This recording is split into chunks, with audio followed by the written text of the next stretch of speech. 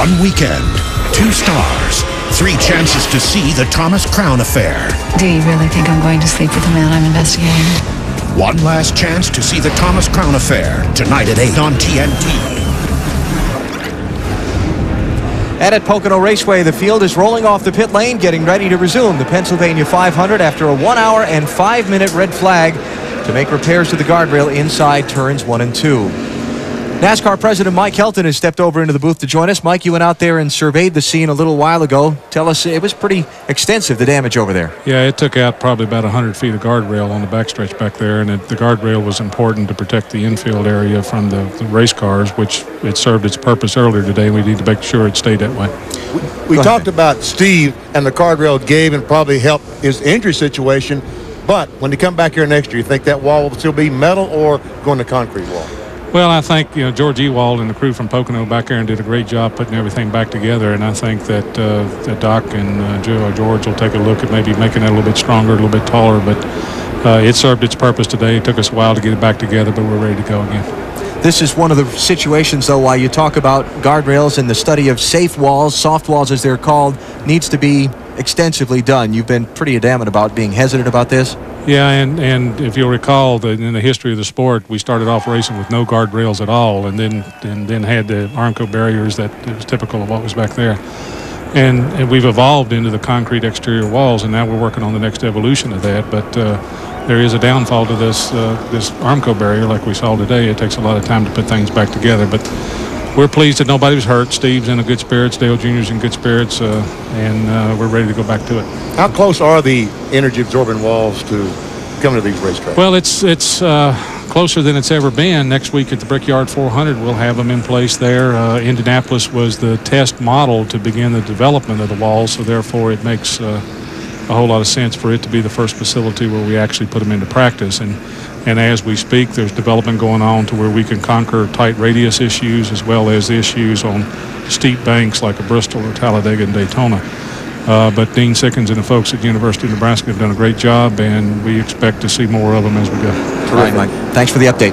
Let's you get back next door, and we'll get back to racing. You see, I can have my spot back. Yeah, Wally's sitting over here in the corner pouting because you cut him out of the herd. But number of cars have visited pit road here on the under the caution flag to try and top off the fuel tank. Because now you don't know. I mean, fuel might be an issue. Well, it always is here, it seems like. But even more so now because of that storm of brewing. Yeah. A brewing. I like that. All right, let's reset it for you. Ricky Rudd is the leader. Bill Elliott is second. Jeremy Mayfield is third. Michael Waltrip fourth. And Ryan Newman is fifth. Then you've got Johnny Benson, Tony Stewart, John Andretti, Jerry Nadeau, and Jimmy Johnson, who round out the top 10. We only ran one lap, not even a full lap, before the caution flag came out. So basically, we're starting from scratch, save for the laps that have been run under the caution. And Ricky Craven was talking about bringing that Tide Ride to pit road. So far, that has not happened. Still in the 11th position. First car that pitted was the Elliott Sadler car, who was running 24th at the time. And people behind him all bailed out, came down pit road, and topped off the fuel.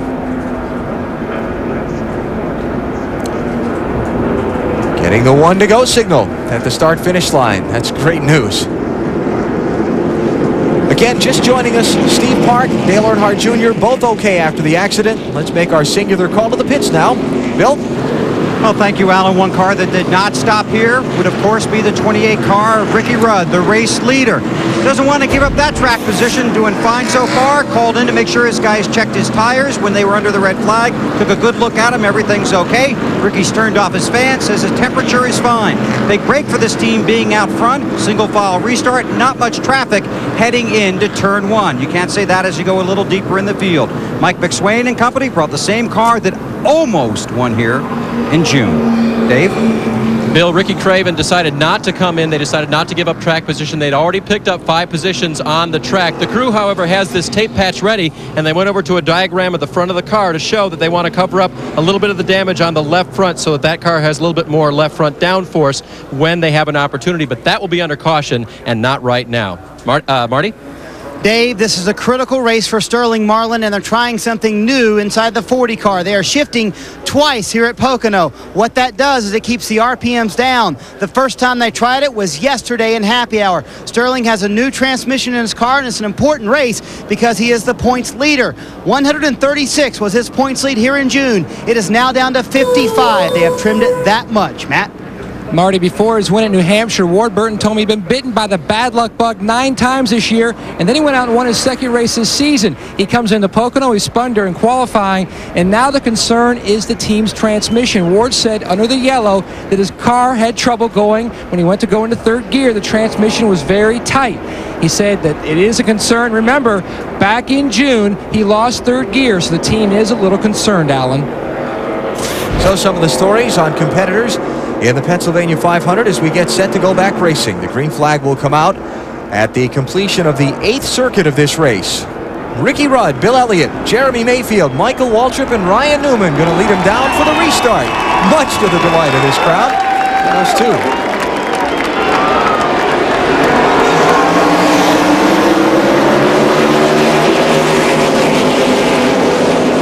Here comes the fan. Sterling Marlin trying to get alongside Ricky Rudd. Looks like Sterling is going to get a great restart. Ricky Craven, yeah. Ricky Rudd's the leader of the race. Ryan Newman picking up a spot from Michael Waltrip on the jump into turn 1. In 4th place.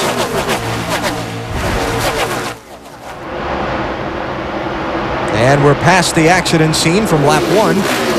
Johnny Benson inside of John Andretti. Not quite. But he backed off.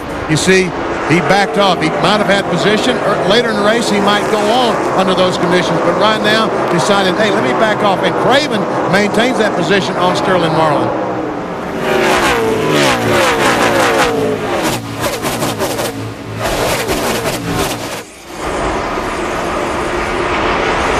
the straightaways are so long here. You definitely get a draft.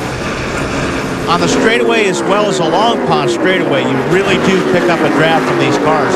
Coming off of turn 1 here, as you're getting into 2, you pick up a big draft right where Bill Elliott is like right now with Ricky Rudd. If you're going to make the pass going into turn 2, you need to be about where Sterling is. You've got to be at least side by side or have the nose on the door.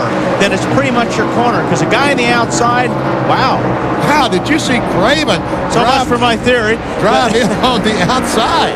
You're about to say you don't want to drive in there on the outside, weren't you? Yeah. But lead change. You do. You want to get on the inside. As long as you're up beside him, you can drive it down in there.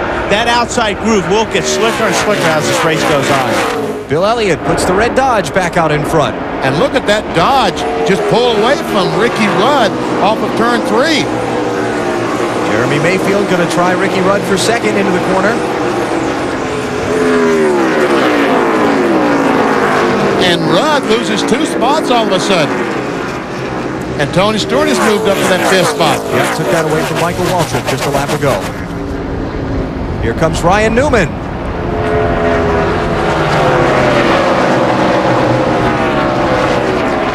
Usually the outside guy is going to give. Unless you're the points leader, if you're on the inside, you may give. Yeah. That Sterling did. So Newman to 3rd, Rudd to 4th. And Tony Stewart's going to try him there. Here's another spot. You need to at least show your nose to the door in order for the guy to know you're there, to be able to get up on the inside of a guy in turn 3. But once you're on the inside, it's real difficult staying side by side down this long straightaway.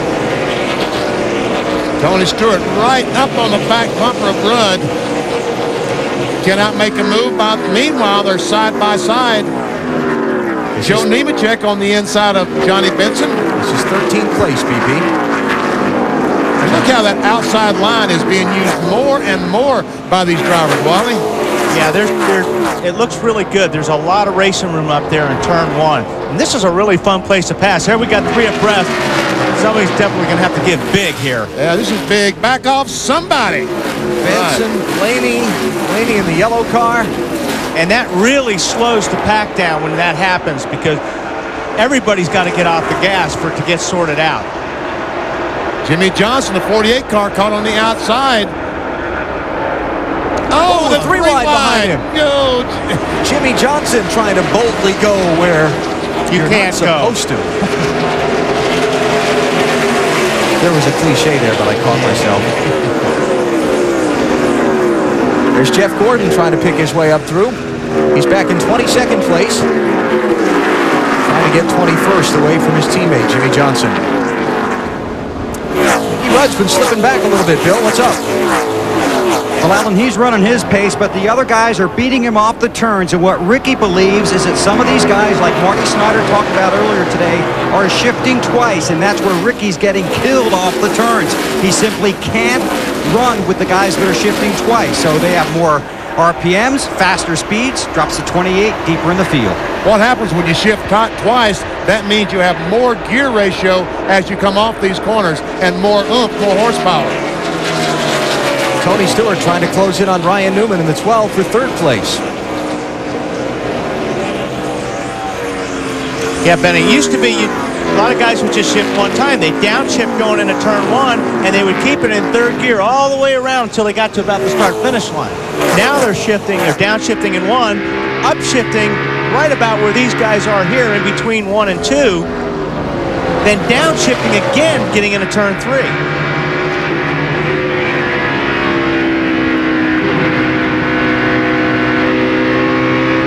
The downside of that the overdrive that they have to run in the transmission is like a .90.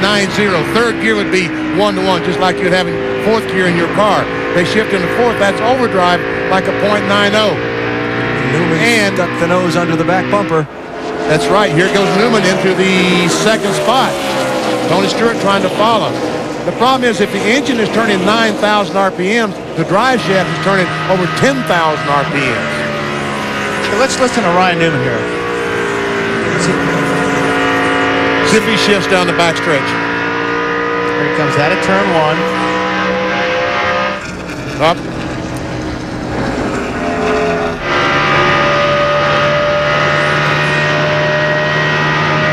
He is not shifting it twice, by the sounds of that. If he were shifting twice, he'd be downshifting here when he gets into turn 3. So we can see as he goes across about 8,600 across the short tube. Now here, oh, look at him fight that wheel coming off that flat corner. Now watch him shift about the start-finish line.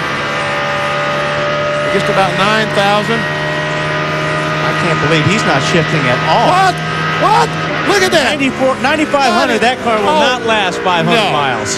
Ryan, you're supposed to pull it back and forth. Man, oh man.